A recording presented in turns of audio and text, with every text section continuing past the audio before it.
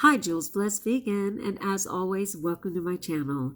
And for those of you who are new, I know you can benefit. Oh my gosh, people, happy Good Friday. I know people get confused by that. They're like, what's good about it? And I know it's good because Jesus, who was sinless, was willing to represent sin for the world, to lay all of our faults at the foot of the cross. And in his innocence, like a lamb to the slaughter, he was willing to die for us because he believes in us that much, because he wanted to open the window to salvation. He wanted to say, I created you guys, I love you, and I believe that you can make the best choice. And the best choice is to say, yeah, I want to be on Team Jesus at the end of my life. Seriously, people. So, kind of in line with that, I found this article called Jesus and the COVID-19. And of course, I will include it on the description of this video. And some people are like, your channel's so serious and that's why you don't have any followers. I get it. You barely talk about food. I get it. Maybe if we literally just converted one person or changed one heart, then we've done all we're called to do on this planet. And I don't know, I think at times in my life I have done that. And if my little humble JulesBlessedVegan channel dares to lead someone to God, lead someone to Christ, make someone say, wow, I didn't understand it, but now I do. Hello, are you kidding me? It doesn't get better than that. So thank you for those who will bear with me. All right, at the same time, we have been doing random acts of kindness for the 45 days before Easter, and who can believe we're on day 43? It's coming right up. And so for that next random act of kindness, I am going to encourage you once again to reach out to one person who may be alone during this Easter weekend. Reach out to that one person and just send that random act of kindness, a note, a phone call, to just say, you know what, I'm thinking of you. You know, I know you prefer to be with family and that it's not going to happen, but know that I'm thinking of you. I know that it's hard for you because you tend to be a person who isolates anyway. And while this would seem like a dream come true for people who would prefer to isolate, I know that you're not happy to be alone, and I wanted you to know I'm thinking of you. One person that's coming to mind in your heart that you could contact. It might be a happy note. It might be a funny meme. It might be just some smiley face on their page with no explanation at all. It may be an actual phone call, which inevitably will be an answering machine because people are so uncomfortable answering their phone, and that's okay. You are just being a light in that darkness. What do you think? All right, so if those of you who are sticking around for the talk, here's the story, man. It's a serious one. Okay, so Jesus and the COVID-19. So here's this guy. He's Timothy Johnson. He's a preacher. I guess he's a preacher. This is on Preacher's Point, it's called. And he's just talking about how everything's shutting down. And this was back on March 19th, all that time ago, 20 days ago. It seems like a lifetime ago. Like, seriously. It's actually 21 days, only 3 weeks ago.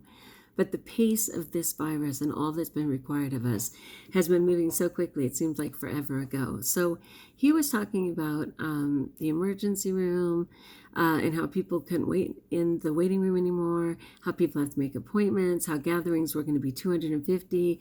He thought they might drop to 50. Now they're 10 for weddings or funerals, 10 or less. His wife is a director. She was thinking about things she might have to cancel rather than losing her deposit, all these things. And it says what to do. And then it says Christ gave us an explanation of what is happening and how to deal with it. So it reads, Jesus was asked by his apostles, tell us, when shall these things be? And what shall be the sign of thy coming and of the end of the world? His response was super lengthy, 94 verses in Matthew 24 to 25. The question and the answer are also recorded in Mark 13 and Luke 21, but they're more concise. The start of his answer is thus: take heed that no man deceive you.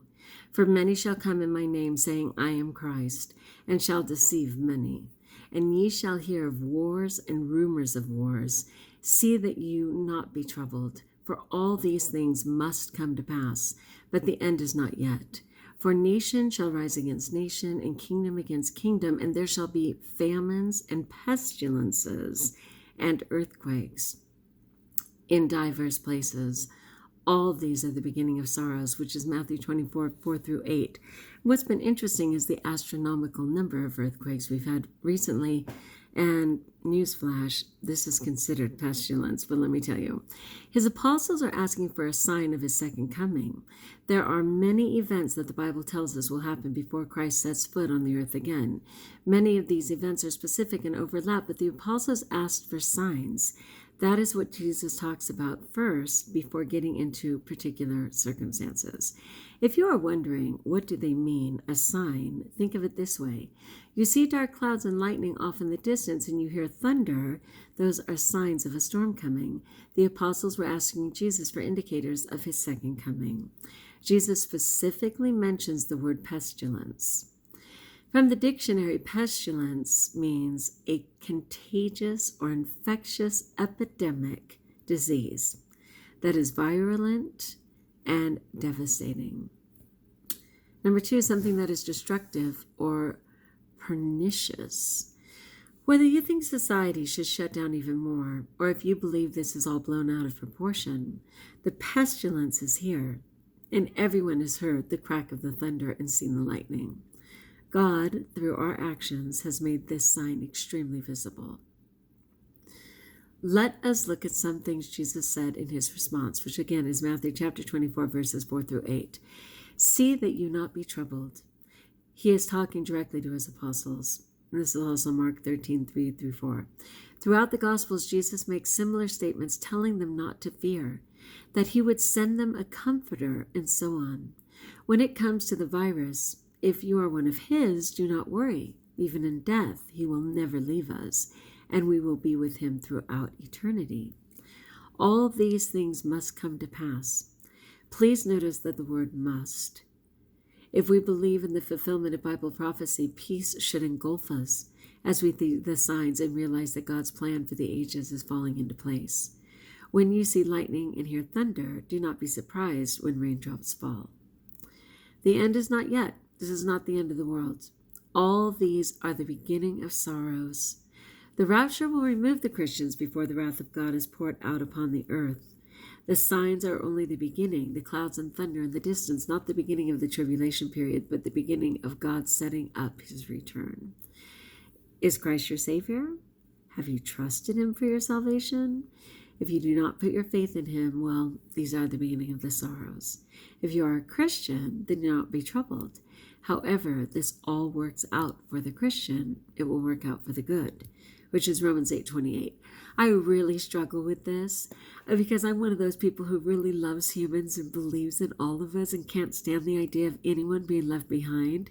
I can't stand the idea of me being taken up into some, protective womb when I could dare to be down here cheering for people and trying to get them to the end game. Like, it freaks me out.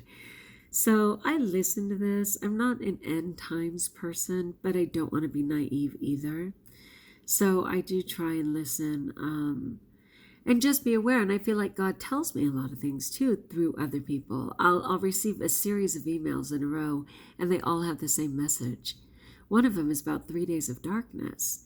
It keeps coming to me from all different sources. And I'm like, okay, what do you want me to know, Father? And he's like, well, since the 1400s, I've been talking about 3 days of darkness. And that if those 3 days of darkness come, don't open your door, even though you'll be so dang tempted. Don't worry about your animals, even though you'll be so dang tempted. Trust me for 3 days of darkness. I'm like, well, good thing I'm vegan and I've learned how to fast. So I won't panic if I don't have the right food or can't find it in the dark. Oh my gosh. Anyway, peace be with you, people. I just want to thank God again. I want to thank Jesus for saying yes to the insanity of that beating, to the nonsense of being mocked and having a crown of thorns jammed into his head, to the horrificness of having 10-inch nails, and that's an understatement of the year, hammered into his wrist and through his feet.